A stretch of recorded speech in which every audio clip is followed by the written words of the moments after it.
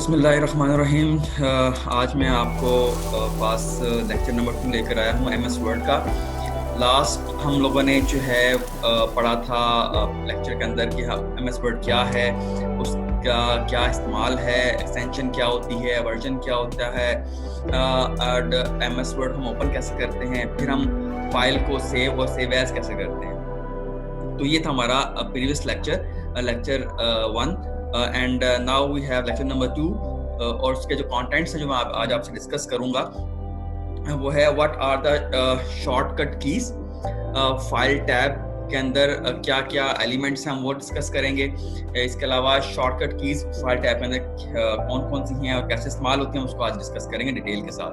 तो बच्चों शॉर्टकट की जैसे आप नाम जाहिर है कि शॉर्टकट, आपको बजाय के मेन्यू में जाने से रिबन में जाके आप टैब में जाके आप तलाश करें वो ऑप्शन किधर है। अगर आपको शॉर्टकट कीज आपको याद हैं तो आप इजीली क्विकली आप वो काम कर लेते हैं और जल्दी आपकी ऑटोमेशन हो जाती है। तो उसकी डेफिनेशन मैंने यहाँ पर स्क्रीन पे लिखी हुई है कि special key combination that causes a specific command to be executed. Typically, shortcut keys combine the control or alt keys with some other keys. In Windows environment, for example, Control plus C is used as the shortcut key to copy. अब जो Control और plus और C लिखा हुआ है, plus का मतलब यह है कंट्रोल पकड़कर C को प्रेस करना है, प्लस डालना नहीं है। ठीक है, तो इस तरह से आप शॉर्टकट की को इस्तेमाल कर सकते हैं। अब हमारे पास यहाँ पर फाइल टैब में क्या क्या चीजें हैं।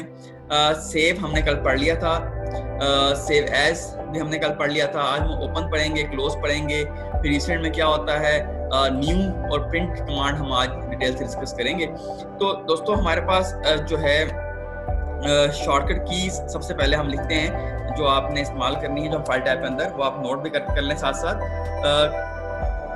ओपन करने की जो शॉर्टकट की है वो है control plus O and save key है control plus S. Save as key shortcut key है F12 एंड न्यू की शॉर्टकट की है हमारे पास control plus N and print की एक कमांड हमारे पास है कंट्रोल प्लस पी एंड इसमें एक और कमांड भी आप लिख लें प्रिंट प्रीव्यू। इसकी कमांड है कंट्रोल प्लस F2।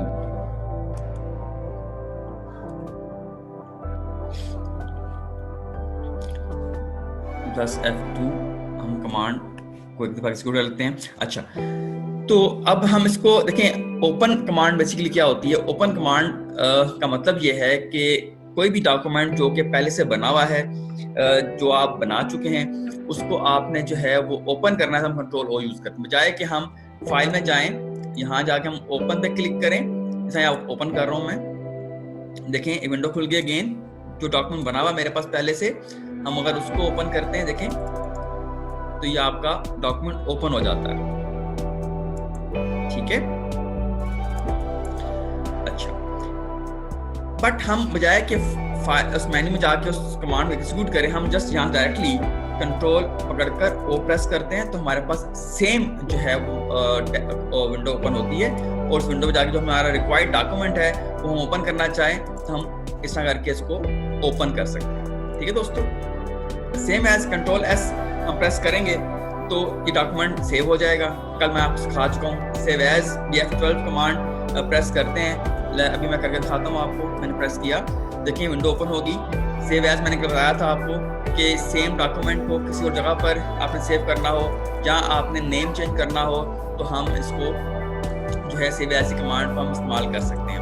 अच्छा, नाम चेंज करने के एक और तरीका भी है, इसको मैं बताता हूँ आपको।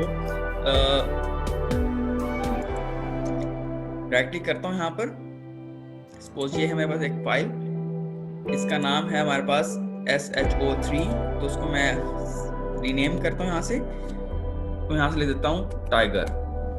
तो आप इस तरह से भी फाइल का नेम चेंज कर सकते हैं, उसको रीनेम कर सकते हैं, ठीक है। एंड किसी और जगह सेव करने के लिए यहाँ से फाइल को कॉपी करें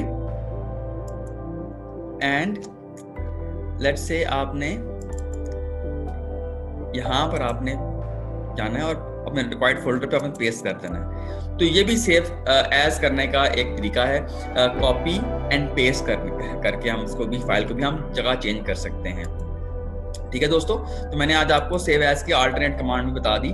अच्छा, अब न्यू कमांड कैसे एग्जीक्यूट होगी? न्यू कमांड का मतलब यह है कि कोई भी नया डॉक्यूमेंट आपने ओपन करना है, कोई भी नया डॉक्यूमेंट आपने बनाना स्टार्ट करना है, तो उसके लिए हम न्यू का डॉक्यूमेंट पे क्लिक करते हैं। फाइल टैब में चले जाएं, यहाँ जाके आप न्यू पे क्लिक कर लें, या आप कंट्रोल पकड़कर एन प्रेस कर लें, तब भी आप न्यू फाइल ओपन कर सकते हैं, न्यू वर्किंग स्टार्ट कर सकते हैं, ठीक है। इसी तरह आप कुछ भी आप टाइप करें, टाइप करने के बाद आप सेव करेंगे, कंट्रोल एस पकड़ के आप सेव कर दें। एंड कहाँ सेव करेंगे आप, जहाँ आप करना चाहें तो वहां पर आप कर लेते हैं। मैंने फाइल नेम रख दिया, हम कल इस लेक्चर को पढ़ चुके हैं, ये मैंने सेव कर दिया। तो इस तरह से आप इस फाइल को सेव कर सकते हैं नया ओपन करके, ठीक है दोस्तों।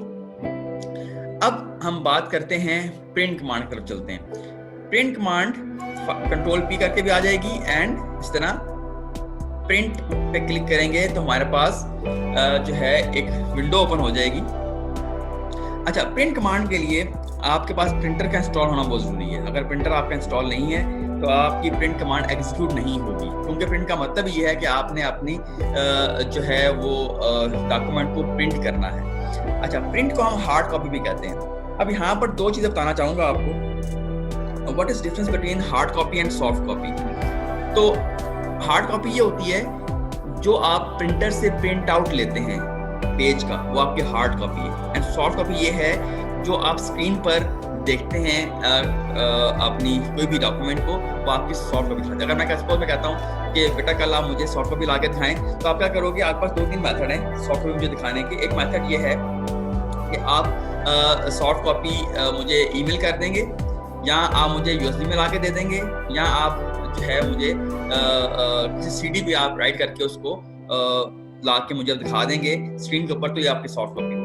और हार्ड कॉपी क्या होगी कि आप मुझे प्रिंटर से प्रिंट आउट निकाल के देंगे, प्रिंट्स निकाल के देंगे, सर ये मैंने असाइनमेंट कर ली, ये प्रिंट आउट्स हैं, तो ये मेरी हार्ड कॉपी कहलाएगी, ठीक है। तो मैंने आपको इस लेक्चर के अंदर hard copy and soft copy का भी मैंने आपको बता दिया कि हार्ड कॉपी क्या होती है, सॉफ्ट कॉपी क्या होती है। तो हम चलते हैं अपनी प्रिंट कमांड की तरफ। तो मैंने जैसे बोला कि प्रिंट कमांड के लिए प्रिंटर का इंस्टॉल होना बहुत जरूरी है। तो मेरे पास प्रिंटर इंस्टॉल हुआ है इसके अंदर, क्योंकि मैं गाहे बगाहे प्रिंट लेता रहता हूँ ऑफिस से या घर से, जो भी। तो अब इसमें बताने वाली चीज क्या है, अब यहाँ पर देखिए, यहाँ पर एक कॉपी लिखा हुआ नजर आ रहा है आपको। इस कॉपी का मतलब ये है कि आपने इस पेज की कितनी कॉपीज निकालनी है। लेट्स से मैं कहता हूँ इस पेज की मैंने जो है वो 4 कॉपीज निकाली, 4 लिखूंगा तो 4 दफा ये कॉपी निकलेगी, 4 दफा पेज, एक पेज 4 दफा निकलेगा, ठीक है दोस्तों। देन उसके बाद यहाँ पर देखें कि पेजेस लिखे हुए हैं, प्रिंट ऑल पेजेस। तो जितने इस फाइल के अंदर जितने पेजेस होंगे, 12, 15, 16, 20, 30, 100 जितने भी होंगे, तो सारे पेज यकमुश्त प्रिंट हो जाएंगे। बट अगर आप चाहते हैं कि पेजेस को आप रैंडमली प्रिंट करना है, लेट्स से मैं कहता हूँ कि मैंने पेज, मेरे पास टोटल सपोज मिसाल के तौर पे हम कहता हूँ मेरे पास 50 पेजेस का डॉक्यूमेंट है, तो मैंने पेज नंबर 10 से लेकर पेज नंबर 20 तक प्रिंट करना है। तो देखिए कैसे लिखेंगे हम, 10-20 कैसे लिखेंगे, 10-20। तो ये प्रिंट आपके पेज प्रिंट हो जाएंगे। अब आप कहते हैं नहीं सर मुझे इस तरह पेज नहीं चाहिए, मुझे बीच में से कुछ पेज चाहिए, तो आप क्या करोगे फिर? आप साथ तो आप 10 चाहिए आपको, कॉमा डालें, देन आपको 15 चाहिए, कॉमा डालें, देन आपको 23 चाहिए, कॉमा डालें, देन आपको 35 चाहिए, कॉमा डाल के आप इसको, तो कॉमास के साथ अगर इस्तेमाल करेंगे 10, 15, 30, 35, तो इस तरीके से आप इन पेजेस के, इन 4 पेजेस के आप प्रिंट निकाल सकते हैं, ठीक है दोस्तों।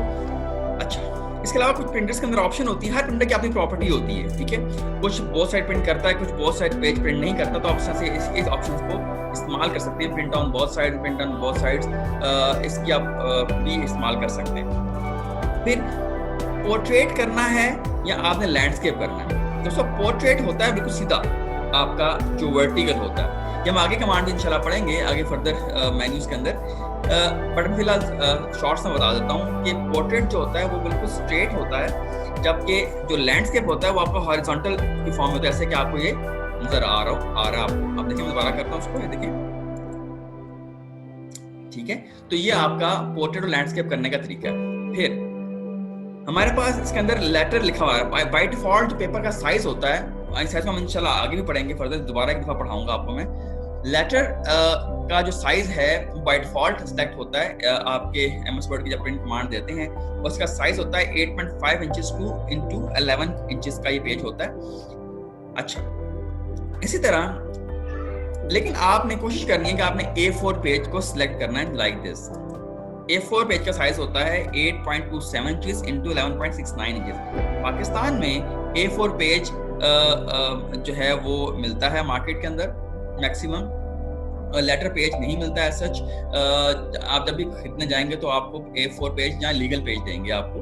तो A4 पेज आपने सेलेक्ट करना है ताकि आपका डॉक्यूमेंट जो है, जो टेक्स्ट है वो आपका आगे पीछे या आउट ऑफ रेंज ना हो, आउट ऑफ मार्जिन ना हो, जो पेज के अंदर ही प्रिंट हो। ठीक है, इस पर हम डिटेल से डिस्कस करेंगे अपने अगले लेक्चर्स के अंदर। इसके साथ साथ एक लीगल पेज की ऑप्शन भी होती है, क्योंकि दो तरह के पेजेस हम मोस्टली ऑफिस के अंदर यूज करते हैं, legal page and A4 page. तो लीगल पेज का साइज 8.5 इंचेस इंटू 14 इंचेस होता है, जो कि आप मैंने लीगल करके दिखाया, आपको स्क्रीन नजर आ रहा है मेरी स्क्रीन के ऊपर।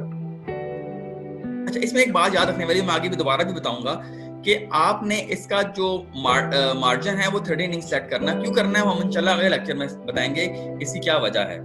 ठीक है, तो हम इस टैब के अंदर हम अपने पेपर के साइज को सेट कर सकते हैं जो हमने रिक्वायर्ड हमने प्रिंटिंग करनी है इसके ऊपर। फिर मार्जिन्स है, मार्जिन्स के बने बनाए मार्जिन मौजूद है यहाँ पर कि टेक्स्ट को हमने एडजस्ट करना होता है। सपोज हमने एक पेज के अंदर तमाम चीज़ों को लेकर आना है, तमाम टेक्स्ट को लेकर आना है, तो उसमें हम मार्जिन को छोटा बड़ा कर सकते हैं। इसको हम इंशाल्लाह कल के लेक्चर में हम डिस्कस करेंगे डिटेल के साथ, मार्जिन की सिलेक्शन कैसे करते हैं और मार्जिन को का इस्तेमाल कैसे करते हैं। ठीक है दोस्तों।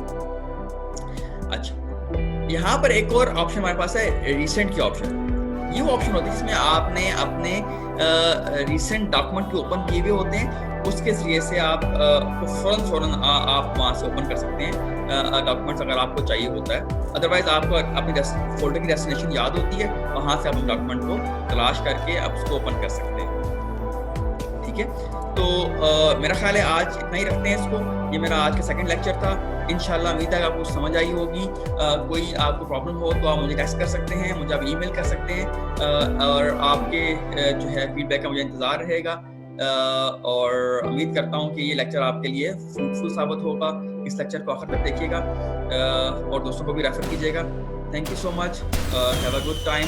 और आजकल जो हम जिस क्राइसिस से हम गुजर रहे हैं, हमारे यहाँ जो है वो कोरोना वायरस जो है वो आया हुआ है, और मैं दुआ करता हूँ कि तमाम इंसानों के लिए जो है ना वो अल्लाह पाक हम सब पर रहम करे, और तमाम इंसानों को, दुनिया के तमाम इंसानों को जो है वो मुसलमानों समेत तमाम इंसानों को जो है अल्लाह पाक इस बीमारी से महफूज रखे, और अल्लाह पाक हम सब पर रहम फरमाए। आमीन सुमा आमीन। Thank you so much.